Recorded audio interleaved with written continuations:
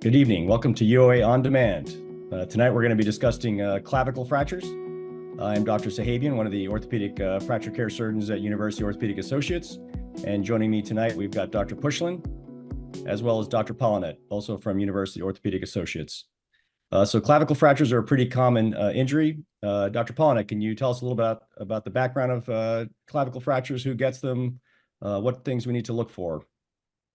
Clavicle fractures seem very, very common in my practice. Down at Jersey Shore, where we have a lot of bicyclists, it seems to be very prevalent. But all in all, it really doesn't amount to more than single digits of all fractures that we see, less than 5% across the board. So they aren't the most common fractures that we're seeing, but they happen in a couple of different patient populations. The most common patient that we see clavicle fractures in are the patients who are young and active, because it can happen very easily when somebody falls directly onto their shoulder. That happens commonly in the setting of a bicyclist falling on the side of their shoulder. It's very hard to protect yourself. Hockey players can get it when they're checked into the boards. We see it in skiing accidents and snowboarding accidents, motorcycles as well. But it can happen to anybody who happens to be unfortunate to fall onto their shoulder. Most of them happen in the mid part of the collarbone or clavicle, the bone that runs from the shoulder to the chest. And so the vast majority of them are in the area that we tend to see. They're relatively straightforward if they're going to be treated with surgery.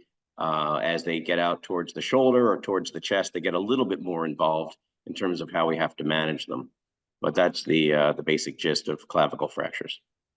Yeah, totally agree. Definitely my patient population. It's generally, I see a lot of bicycles this time of year when the weather's nice. When the weather's cold, I get a lot of skiing accidents. And, luckily people don't need to be rushed to surgery, so they can generally get discharged from the urgent care, the emergency room, and then they can follow up with one of us. I also see a fair amount of older patients that just fall and happen to have a collarbone fracture. But like Dr. Polonet said, it's usually people being out, being active, and it generally leads to a relatively high energy sort of an injury. So knowing that it's relatively high energy, Dr. Pushilin, what else do we often see associated with clavicle fractures, or what should we be looking for? Yeah, so what you're alluding to is, considering we're all deal with multiply traumatized patients, we don't just typically see isolated clavicle fractures. You'll have rib fractures, which are, you have multiple right next to the clavicle. You have scapular fracture, which is the shoulder blade. You can have a fracture of the humerus, which is the top of the arm bone, which all of those bones in that area can also get injured. But along with those bones, you'll also have lungs right behind it. You can have injuries to that as well, and those tend to, and again, these things tend to happen in higher energy injuries, sometimes in athletes as well, with motorcycles falling off structures. So there's a few things that can kind of go together with this, not just an isolated clavicle fracture, and we just happen to see a whole spectrum of these injuries together, and the clavicle fracture by itself. Yeah, absolutely. Good point. In fact, I just saw a patient earlier today. He had been bicycling last week, fell off his bike, had a fracture of his clavicle. It was the midshaft, like Dr. Polonet says, the most common. He was complaining of also some chest pain, and lo and behold, they had kind of missed the fact that he had two rib fractures right next to the clavicle fracture. And interesting that he came in today when we were scheduled to film this event. So definitely something to look for. And I think that's sort of why it's important to see sort of a specialist that deals with trauma, because we sort of, the three of us know to look for other things. And so the minute he said chest pain a little bit, I looked at the x-ray and just right there, clear as day, two rib fractures. Luckily, they were fine, not displaced, and the lung was fine below it. But things that we do definitely need to look for. So we've made suspicion of maybe there's a clavicle fracture. They come to our office. What's sort of the best way to make this diagnosis, Dr. Polonet? Well, the first thing is always talking to the patient and getting a history of what happened, understanding the patient as well. It's not just an isolated bone; it's a bone in a person, and so you have to understand the person that you're talking to. Maybe their activity levels can be different for younger people, older people, more active and more sedentary people. So understanding the patient, what other medical conditions they have is very important background information. But in terms of getting to assess the source of their pain, there can be other things in the area that can be painful. There are joints nearby. So we always start out with examining the patient, taking a look at the skin, doing a neurologic examination, seeing what the patient can or can't do, but then moving on to a radiographic examination is critical in these patients. So we'll start off with x-rays always. We don't jump to things like MRIs and CAT scans. But once we've assessed a basic set of x-rays, usually we can identify there's a clavicle fracture. In some cases, the clavicle fracture may be subtle or hard to see if it hasn't shifted out of position. And more information sometimes is appropriate. If we're looking at a patient and trying to decide about their injury and the x-rays aren't sufficient, or if we want to get more information, we might move on to another good study that gives us information about fractures, and that would generally be a CAT scan. And so if we're thinking that we need more information, like we're thinking about surgery, CAT scan can provide us more information about some of these other injuries, like the rib fractures, like the lung injuries, like fractures of the shoulder blade. And these all play into our assessment and decision-making about when surgery is necessary. But you certainly don't want to miss some of the associated injuries. Sometimes there can be ligament injuries along with the clavicle fracture that can change our assessment and determination about whether surgery is appropriate or not. Also, CAT scans can give us additional information because it's a 3D type imaging modality that can give us a better sense of how shifted out of position a fracture might be, and we can measure it a little bit more accurately. And then we can also, if we go on to make decisions that we want to do surgery for a person, it helps us tremendously in terms of understanding the fracture three-dimensionally, that we can plan a good surgery and give a better assurance of a good outcome. So CAT scan would be next. And then finally, there's a discussion with the patient, explaining the nature of the injury, explaining the treatment options, and moving forward with decision-making. Absolutely. Couldn't agree more. And like you said, it's always important to talk to the patient first. I think we all need to understand that, patients have different activity levels, different functional levels, and different things that they're expecting from their treatment. And so I think it's really important. I think it's something we all do very well, is to talk to our patients first and then go from there. And then you already have an idea of how you're going to treat this patient. And the history, as we know from, medical school 101, was just a simple history. You can make the diagnosis over 90% of the time. So very important. Okay, we've made the diagnosis now, Dr. Pushilin. Which patients absolutely need surgery for their broken clavicle? Yeah, so with the clavicle and the collarbone, being in the trauma surgeon and all of us practicing in academic settings, you kind of probably seen shifts a little bit back and forth about which ones must be treated, which ones can be left alone, and that being up to date on all the information and the research, which is very important for us. What hasn't changed over the course of all of that research is that there are some injuries of the clavicle that you pretty much have to fix. One being if it's open. So if it rips through the skin, whether it's a small poke hole or a bigger wound, typically as part of your proper management of these have to be washed out to prevent an infection. But and at that time, you would also fix the clavicle. Additionally, because of the fragments and the position of the fracture, and because it's so superficial under the skin, and depending where it is, it can come up and pop up so much that it's about to go through the skin. Maybe it hasn't just yet, but it's almost millimeters away from doing so. And then that, to prevent it from displacing, a lot of times we would recommend that you would fix this.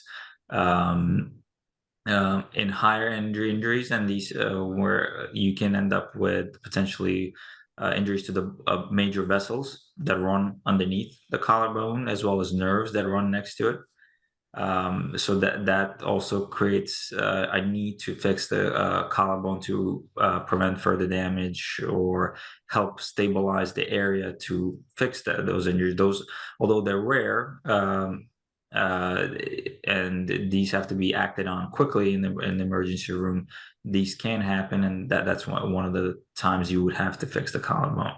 Luckily, most of these absolute requirements for fixing a clavicle don't happen that frequently. We do see open fractures occasionally, but a real arterial injury, a real nerve injury, fractures that are about to become an open fracture, relatively rare, which for the most part is good news for the patient. They can be discharged in a sling, and then they can do a little research, and they can come and have a real good discussion with whoever they decide to follow up with regarding whether or not they should fix their clavicle. And so, what other factors, Dr. Polonet, may lead you towards fixing a patient that's not an absolute reason to fix something, but something that may lean you to think, you know what, this is probably a good patient or a good fracture pattern that we should consider fixing this one?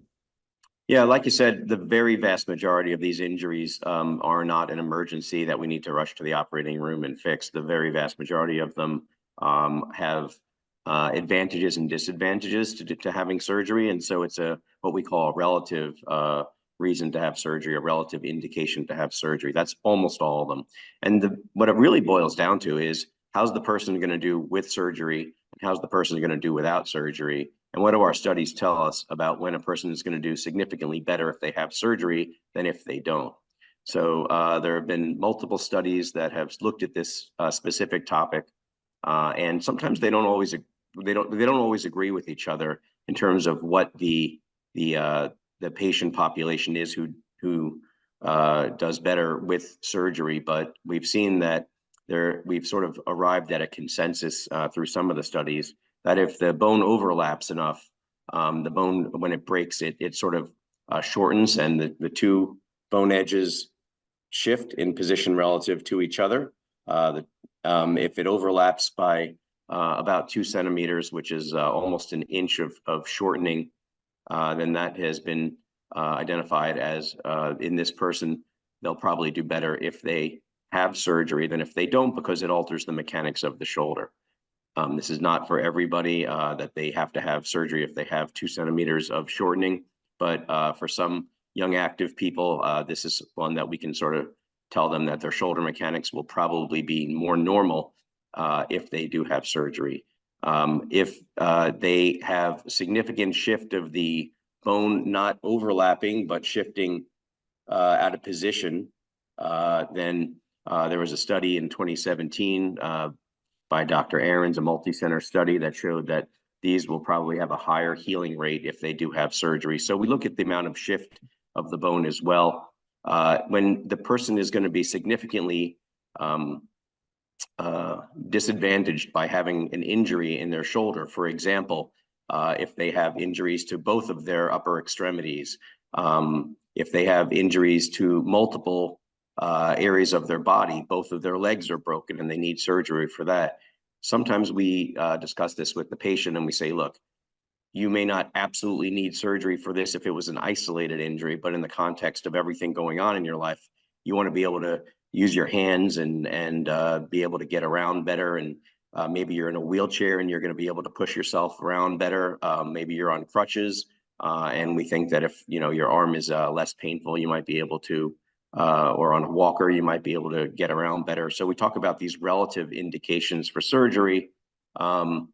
There's other reasons why we might say somebody's a better candidate for surgery or not. If we have other reasons to go inside, and maybe if there's a nerve injury, that is, there are a lot of nerves in the area, and there's major artery and vein in the area, which we said is one of the risks of these things being injured. But if we're going in to look at these other structures in the shoulder, then maybe we'll fix the collarbone as well.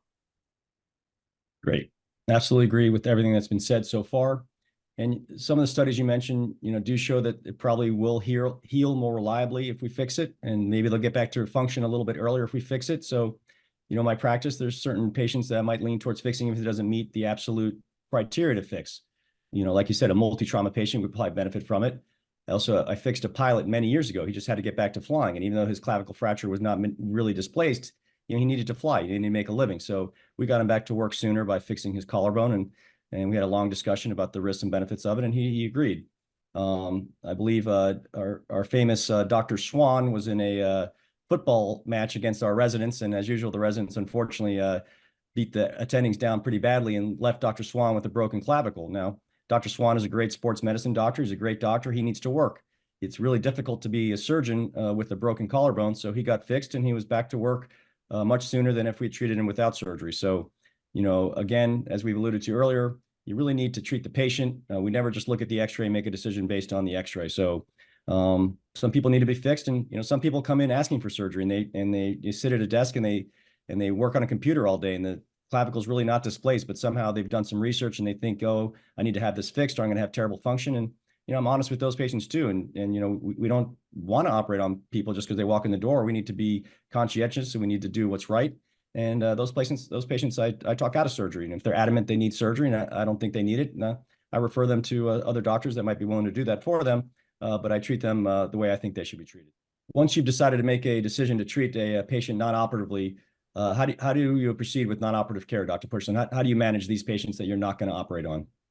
Yes, so very commonly, when it does proceed to non-operative treatment, usually, and a lot of patients will, when they're first seen in the emergency room or the urgent care center, they'll get a sling to support their arm, so the weight of the arm doesn't keep pulling on the fracture, causing both pain and sometimes even more displacement.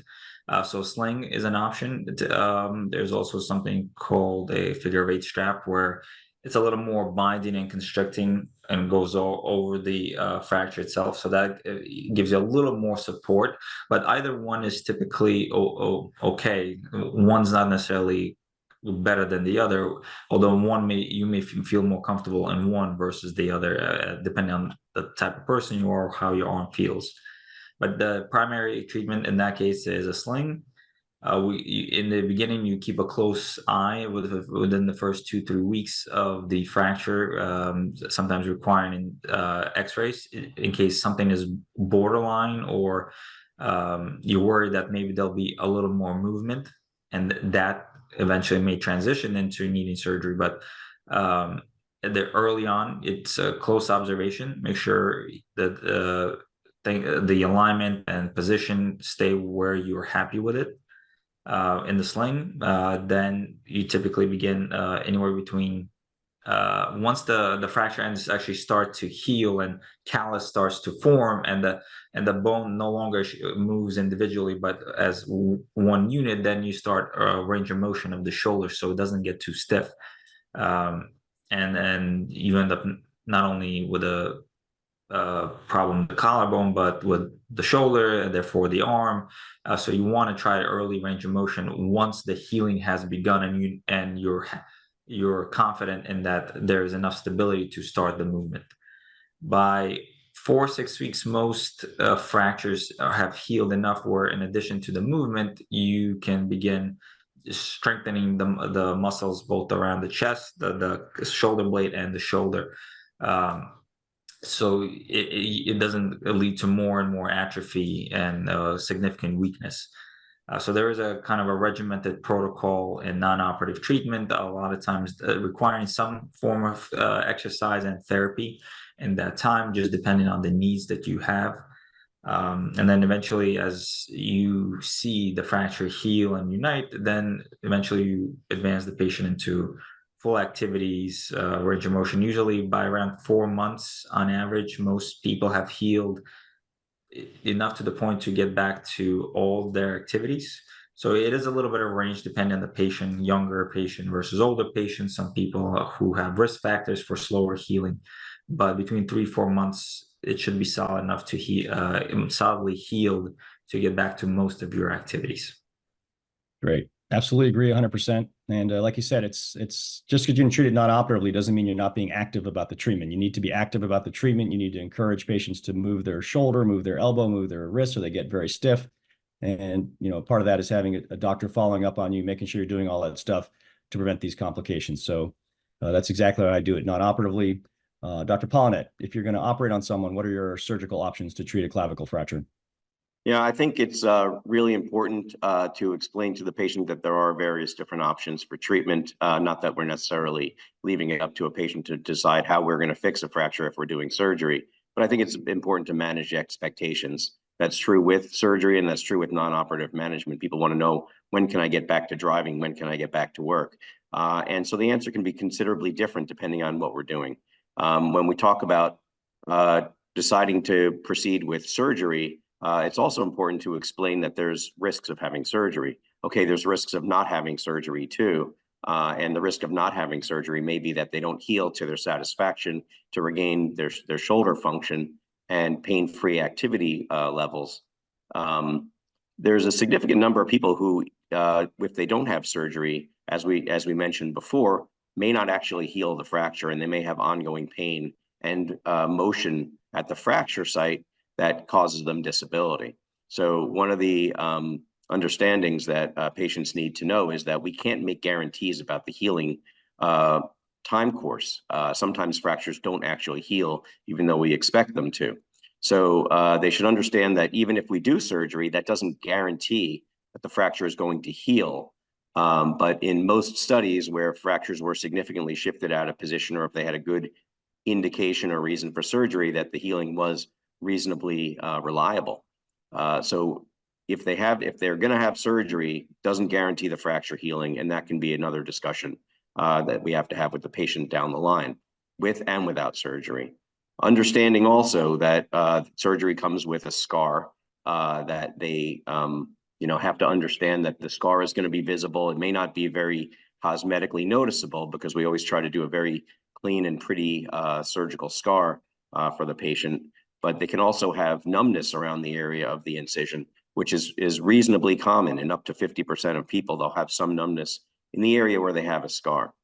The patients who are going to proceed with surgery need to understand that the implants that we use may be a little irritating once they're there, because the collarbone is right under the skin, and many of these implants, the metal devices that we use to fixate the fractures, are right in that area, because that's where they have to be much of the time.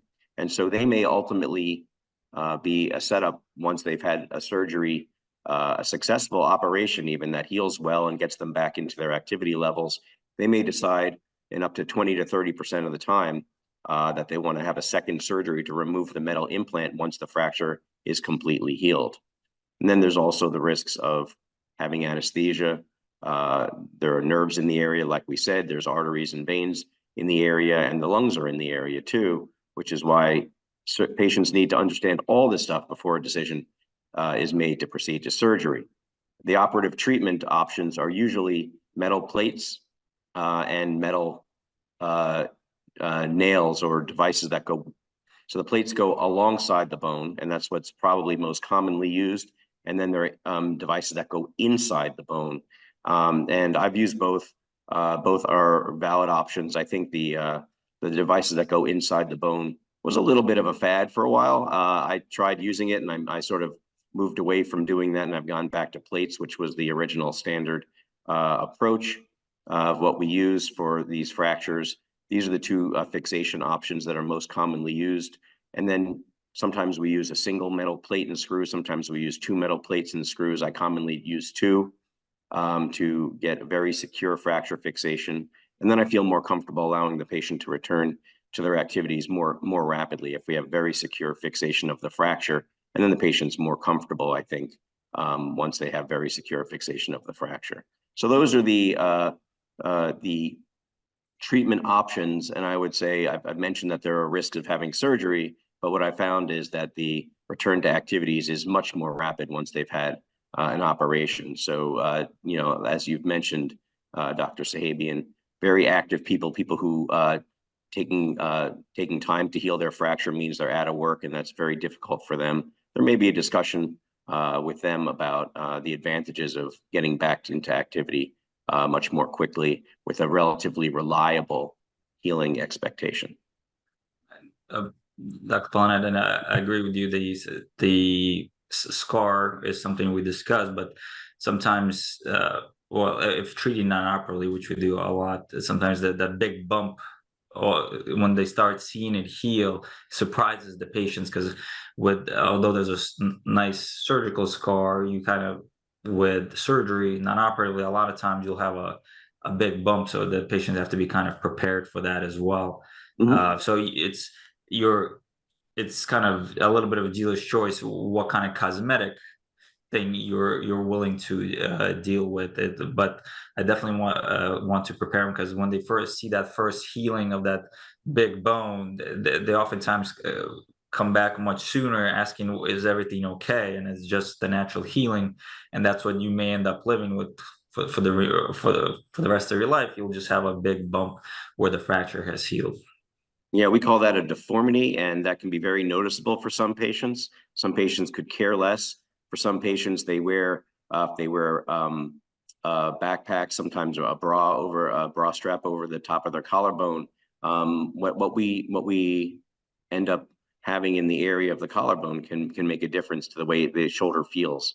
So the bump that you're referring to is the significant amount of bone growth that the collarbone can have as during the healing process, if it's not treated surgically.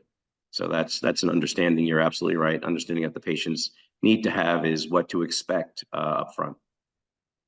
Yeah, that's great. It's funny you should mention that, because I have a patient right now who is treated non-operatively and came to see me for a second opinion because the fracture healed great without surgery, but he's got a big bump and he's actually begging me to shave the bump out of there. So he's willing to trade the bump for a scar. So we will see how that goes. I'll keep everyone posted on the next UOA on demand. So like Dr. Polonet said, the major treatment options are a plate or a nail. I agree with Dr. Polonet that the nail was sort of a fad that we both kind of were doing early on in our careers. And, you know, it just takes one or two of those that if you need to remove them for some reason, can sometimes be really difficult to take out.